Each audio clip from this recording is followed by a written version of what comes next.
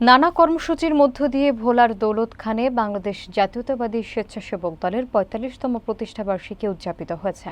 বিস্তারিত দেখুন রাশেদ খানের প্রতিবেদনে। বুধবার উপজেলা স্বেচ্ছাসেবক দলের আয়োজনে জাতীয় এবং দলীয় পতাকা উত্তোলনের মাধ্যমে কর্মসূচির সূচনা হয়। পরে উপজেলা বিএনপির কার্যালয়ে কেক কাটা হয় এবং সেখান থেকে একটি বর্ণাঢ্য শোভাযাত্রা বের হয়ে পৌর শহরের প্রধান প্রধান সড়ক প্রদক্ষিণ করে। এছাড়া পরিষ্কার পরিচ্ছন্নতা অভিযান ও বৃক্ষরোপণ কর্মসূচির আয়োজন করা হয়।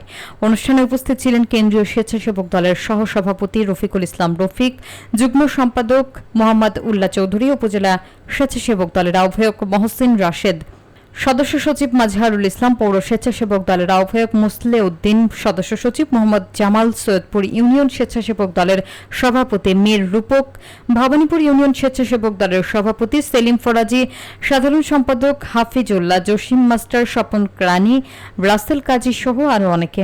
উপজেলা এবং পৌর স্বেচ্ছাসেবক দলের বিপুল সংখ্যক নেতাকর্মী এ সময় উপস্থিত ছিলেন।